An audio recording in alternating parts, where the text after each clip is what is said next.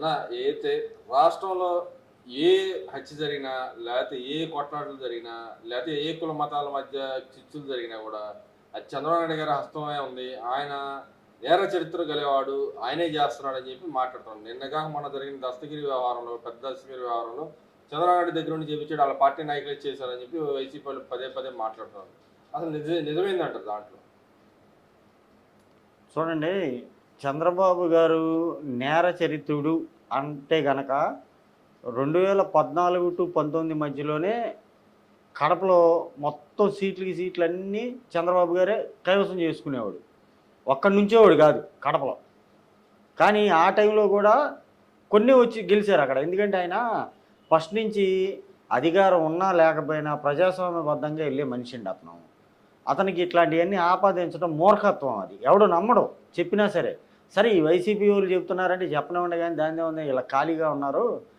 కనీసం ఆ దస్తగిరి జగన్మోహన్ రెడ్డి బినామీ అని చెప్పి కడప వాళ్ళందరికీ తెలుసు. ఎక్కడో లెక్కల్లో తేడాలతో లేకపోతే ఆస్తులు ట్రాన్స్ఫర్ జరగడం ఏదో జరిగి ఉంటుంది మొత్తానికి. మనోడు ఏది ఉన్నా సరే అసలు డబ్బుల విషయంలో ఆస్తుల విషయంలో మాత్రం క్షమించడం జగన్మోహన్ రెడ్డి. అందుకని లేపేశాడు. సొంత బాబాయిల్ని సొంత మామల్ని లేపేసిన వాళ్ళు వీళ్ళు. ఇంకా అలాంటి దస్తగిరి లెక్క ఏంటి ఇతల వీళ్ళకి? అంటే ఇక్కడ చూసుకుంటే ఏదైతే పోలీసు ఎంక్వైరీ చేస్తున్న దాన్ని కూడా ఎవరైతే దాంట్లో ఉన్న ఆఫీసర్ని తీసేసి కొత్త వేసి దర్యాప్తు సమగ్రంగా జరగాలని చెప్పి గవర్నమెంట్ పాల్పడితే దానికి కూడా మమ్మల్ని బెదిరిస్తున్నారు, మా ఇంట్లో ఉన్న పత్రాలను లాక్కెళ్ళిపోయారు, మమ్మల్ని బెదిరించి ఈ గవర్నమెంట్ మా మీద ఇరికిస్తుందని చెప్పి వాళ్ళు మాట్లాడుతూ ఉన్నారు. దాంట్లో నిజం ఎంతున్నారు? ఇరికిస్తే ఏముందండి? ఇప్పుడు 2019 టైంలో ఏం జరిగింది? వాళ్ళ బాబాయిని చంపేసేసి నారాసుర రక్త చరిత్ర అని పెట్టాడు టైటిల్. అప్పుడు ఏం చేశారు బాబు గారు? ఎలక్షన్లో సిట్ నివేదిక ఇస్తే సిట్టు దర్యాప్తు పెట్టాడు. పెట్టిన తర్వాత ఇది ఎలక్షన్ కోడ్ వచ్చింది. కోడ్ వచ్చిన తర్వాత వాళ్ళు కూడా కోర్టుకి వెళ్ళి ఏం చేశారు? ఈ ఎలక్షన్ టైంలో ఈ సబ్జెక్టు తేవద్దని కోర్టు నుంచి ఆర్డర్ తెచ్చుకున్నారు. తెచ్చుకున్న తర్వాత చంద్రబాబు గారు సరే కానీ తర్వాత ఏదో తేలిద్ది కదా ఎవడనేది అనుకున్నాడు. ఆ తర్వాత గవర్నమెంట్ మారేటోడికి సిబిఐ కోరిన వాళ్ళు సిబిఐ వద్దన్నారు. అలాగే ఇది కూడా ఏంటంటే ఇప్పుడు అధికారులు ఎంక్వైరీ చేయాలి. అక్కడ పోలీస్ అధికారులు వాళ్ళు ఎంక్వైరీ చేశారంటే ఎంక్వైరీ ప్రతిదానికి అది జరిగింది మర్డర్. ఏం చిన్న చితక దొంగతనం కాదు కదా. మర్డర్ జరిగినప్పుడు ఏంటంటే కొద్దిగా లోతుగా వెళ్తారు, లోతుగా విచారిస్తారు. గతంలో జరిగిన తప్పు మళ్ళీ జరగకూడదు. ఏంటంటే ఇంతకుముందు చెయ్యని తప్పును కూడా మీద బుర్ర జల్లారు వీళ్ళు. అలాంటప్పుడు ఏం చేయాలి మరి? చంద్రబాబు గారు కొద్ది కఠినంగానే ఉండాలి. ఆ కఠినంగా ఉంటే కొద్ది నిజానిజాలు బయటపడతాయి. వాళ్ళ భయం ఏంటంటే నిజానిజాలు బయటపడితే మళ్ళీ ఈ కేసు మళ్ళీ ఇదోటి తలకాయ నొప్పి ఎందుకు, ఉన్న కేసులు చాలా మేము పెడుతుంటే అన్నట్టుగా ఇక వాళ్ళు పిచ్చ ఆశాలన్నీ వేస్తుంటారు. అంటే ఇక్కడ ప్రత్యేకంగా చూసుకుంటే వాళ్ళు రాసిన పత్రిక, వాళ్ళ పత్రిక రాసిన రాతల్లో కూడా బీసీలకు అగెనిస్ట్గా అన్నట్టుగా మాట్లాడించి బీసీలకు సంబంధించిన హత్య రాజకీయాలు మొత్తం పేపర్లో స్టేట్మెంట్ లాగా తీసుకొచ్చి ప్రెస్ ముందు పెట్టి వాళ్ళ నాయకులు కానీ వాళ్ళు కానీ చేస్తున్న దాన్ని ఎలా చూడతాడండి? ఆ వ్యక్తి చనిపోయిన వ్యక్తి బీసీ వ్యక్తి.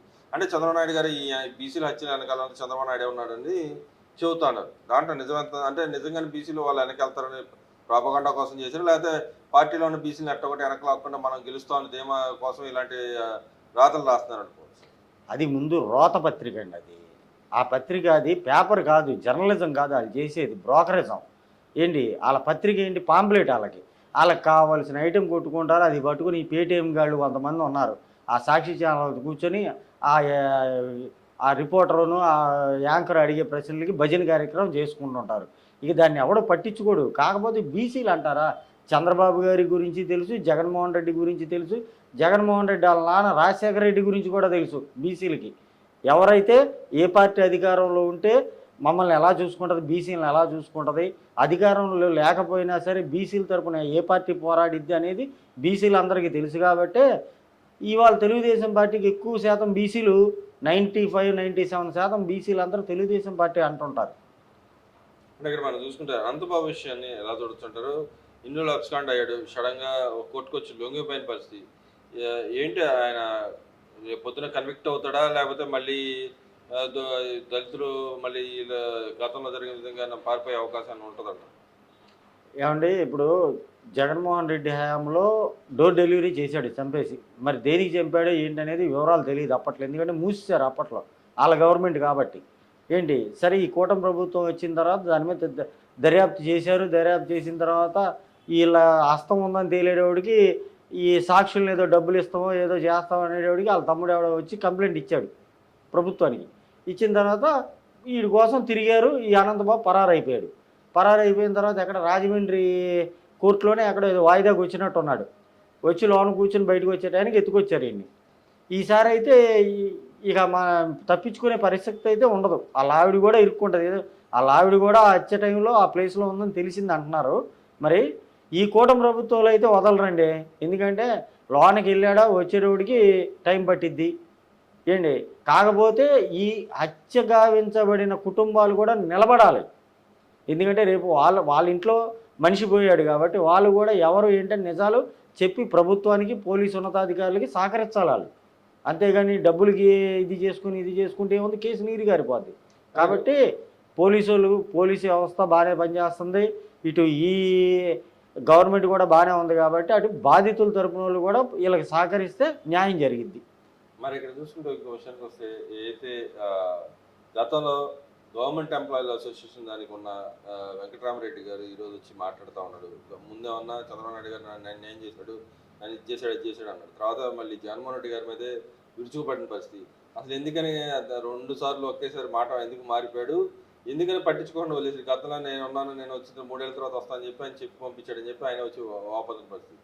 మరి ఆయన పరిస్థితి ఏంటంటే ఇలాంటి ఎంప్లాయీస్ చేసేవాళ్ళకి ఏందంటారు, చివరికి మిగిలేదు ఏందంటారు? ఏమండి, ఉద్యోగ సంఘాల నాయకులంటే ఉద్యోగస్తులు, కింది స్థాయి ఉద్యోగస్తులు అందరికీ నాయకత్వం వేస్తారు కాబట్టి ఆ నాయకులకి పెన్షన్లు రాలేదా, జీతాలు రాలేదా, వాళ్ళకు వచ్చే ఎవిడెన్స్ ఉంటాయి, అవి రాలేదా, వాటి మీద దృష్టి పెట్టి వాటి మీద పోరాడాలి, ప్రభుత్వంతో చర్చించాలి, వాళ్ళకి న్యాయం చేయాలి. కానీ ఈ వెంకట్రామరెడ్డి అనేవాడు పక్క బ్రోకర్లా పనిచేశాడు 5 సంవత్సరాలు.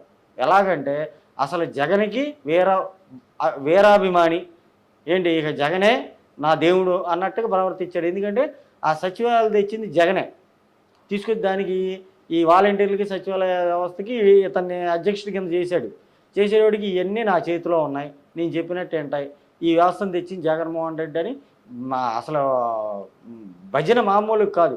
కొన్ని కార్యక్రమాలు అయితే అసలు వీడు ముందుండేవాడు, అసలు ఇది ఉండకూడని కార్యక్రమాల్లో కూడా ఉండేవాడు. అట్లాంటిది ఎలక్షన్ల టైంలో కూడా ప్రచారాలు చేశారు వీళ్ళు. ఏముంది, అధికారం పోయింది, అధికారం ఉన్నంతకాలం సాగింది వాళ్ళకి, అధికారం పోయిన తర్వాత జగన్మోహన్ రెడ్డి సొంత తల్లిని చెల్లినే పట్టించుకోవాలా, ఈడిదే ఉంది గొట్టంగాడు వెంకటరామరెడ్డి గారు ఈయన్ని పట్టించుకోవడానికి. అందుకని పక్కన పారదొప్పాడు. మొన్నటిదాకా చంద్రబాబు మీద పడి ఏడిశాడు. ఏంటి, చంద్రబాబు గారు వచ్చిన తర్వాత ఏమైంది, చేసిన తప్పులని ఎవడు ఈ వెంకటరామరెడ్డే కాదండి, ఇంకోడైనా తప్పు చేసినప్పుడు దానికి పర్యవసానం అనుభవించాల్సిందే. చంద్రబాబు ఉపేక్షించడం ఆయన ఏంటి, తీసి పక్కన పారదొబ్బారు. జగన్మోహన్ రెడ్డి ఏమైనా పట్టించుకుంటాడంటే అసలు అధికారం లేకపోతే అసలు ఈడేవాడు వెంకటరామరెడ్డి ఉంటాడు, ఆ లోపలికి వెళ్తానికి కూడా రానివాడు. మరి ఇక్కడ చూసుకుంటే విజయసాయి రెడ్డి గారు అయితే కుంభకోణం సంబంధించి ఈడీ ఏదైతే కోల్కతా జరిగిన బొగ్గు కుంభకోణానికి సంబంధించి ఈడీ వచ్చి దాడులు చేసిన పరిస్థితి. చంద్రబాబు నాయుడు గారు దీన్ని వెనకాల నుండి నడిపిస్తున్నాడని చెప్పి చంద్రబాబు నాయుడు గారు ఇష్ట రీతిలో మాట్లాడుతున్నారు. దాన్ని ఎలా చూడొచ్చు అంటారు? ఏమంటే ఈ విజయసాయి అనేవాడు గుంటనక్క ఏంటి, వీడి పరిస్థితి ఎట్టుందంటే ఫస్ట్లో అసలు జగన్మోహన్ రెడ్డి టైంలో నెంబర్ 2గా వెలిగాడు. మరి ఏం జరిగింది ఏంటో, ఏ లెక్కల్లో తేడా వచ్చింది ఏంటో కానీ పక్కన పెట్టేసేవాడికి అప్పటి నుంచి సైలెంట్గా ఉండి మొన్న లిక్కర్ కేసులో బాధ్యత ఆడున్నాడు కానీ మా జగన్ గారికి ఏం సంబంధం లేదు, మా జగన్ గారు మొత్తం పసుపు పూసుకొని ఉంటాడు, అసలు నిత్య ఇది అన్న టైప్లో మాట్లాడాడు. అక్కడే అర్థమైంది ఈడిది భాగవతం ఏంటంటే జగన్ బయటకు వస్తే ఈడు బయటకు వస్తాడని వీళ్ళ మీద తోసి పక్క తప్పుకోవచ్చు అనుకుంటున్నాడు. కానీ ఈడీ కానీ ఈ ఎన్ఫోర్స్మెంట్ మన ఈ సిబిఐలు కానీ ఇవన్నీ అంత తేలిగ్గా ఊరుకోవు. కాకపోతే ఏంటంటే వీళ్ళకి నోట్లోకి ఏదైనా తప్పు జరిగి దొరికారు అని అంటే చంద్రబాబు గుర్తొస్తాడు వీళ్ళకి, అంతే. అంటే ఇక్కడ పదే చంద్రబాబు గారిని టార్గెట్ చేస్తున్నారు. మరి ఆయన ఏమన్నా కొత్త పేపర్ పెడుతుంటే కొత్త పార్టీ కూడా పెట్టబోతున్నారని చెప్పి అనౌన్స్ చేశాడు విజయసాయి రెడ్డి గారు. ఎలా చూడొచ్చు? అసలు ఇటు మాటలు ఎవరు నమ్ముతాడండి విజయసాయి రెడ్డి గారిది. ఇంతకుముందు ఏమన్నాడు, నేను రాజకీయాల్లోంచి మానుకుంటున్నాను, నేను ఏది వ్యవసాయం చేసుకుంటాను అన్నాడు. ఆ తర్వాత వచ్చి ఏమన్నాడు, నేను తొందరలో పార్టీ పెడుతున్నాను, పేపర్ పెడుతున్నాను, ఛానల్ పెడుతున్నాను అంటాడు. ఇప్పుడు ఏమంటాడు, నేను పార్టీలోకి వెళ్తాను అంటాడు.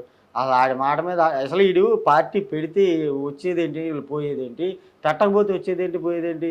కనీసం వీడు కార్పొరేటర్గా ప్రజాప్రతినిధిగా ఒక ఎలక్షన్లో నుంచి గెలవలేనోడు.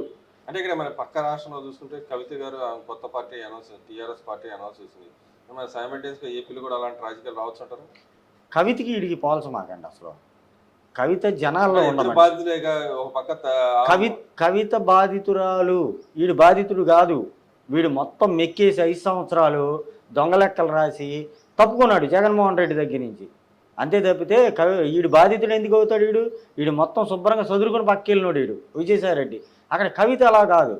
కవిత ఏంటంటే పాపం కేసీఆర్కి కూతురు, పట్టించుకోవట్లా, తండ్రి పట్టించుకోవట్లా, అన్న పట్టించుకోవట్లా, మేనమామ పట్టించుకోవట్లా. ఆమె బాధ ఆమెది. ఈ ఆస్తులు తగాదాలు ఉన్నట్టున్నాయి. జగన్మోహన్ రెడ్డికి షర్మిలకి ఎలా ఉన్నాయో ఇప్పుడు వీళ్ళకి అట్టా ఉన్నాయి. వెళ్ళి ఆ పాపం మీద బయటకు వచ్చింది ఆమె పార్టీ పెట్టుకుంటుంది. ఆమె చేసుకోగల కెపాసిటీ ఉన్నామా, పార్టీ నిలబెట్టుకోగలదు. కానీ వీడికి ఆ సినిమా ఎక్కడ ఉంది? ఆ శాంతి ఈ గొడవలే తప్పితే వీడికి. మరి ఆమె కూడా అరెస్ట్ అయ్యి లోపల రోజుకు ఒక కేసులో లోపలికి వెళ్తా ఉందిగా. మరి ఆ టైంలో చేశారు, అధికారంలో ఉన్నప్పుడు చేశారు. మరి ఈయన భాగవతంలో బయటపడతాయి అంటారా? మొత్తం వస్తాయి. అందుకే భయంతో నేను చంద్రబాబు గారిని తిట్టారంటారా? మరి అంతే, చంద్రబాబు నాయుడు మీద ఏడవలసిన పని ఉంది వీళ్ళందరికీ. చంద్రబాబు నాయుడు ఏమైనా దగ్గర లోనే పెడుతున్నాడు వీళ్ళని, ఇలా దొంగతనాలు చేయమన్నాడు వీళ్ళని. వీళ్ళు చేసుకున్నారు, వీళ్ళు చేసుకుని వీళ్ళు లోనకి వెళ్తున్నారు. విచారణలు వస్తుంటే దానికి చంద్రబాబు నాయుడు గారికి ఏం సంబంధం?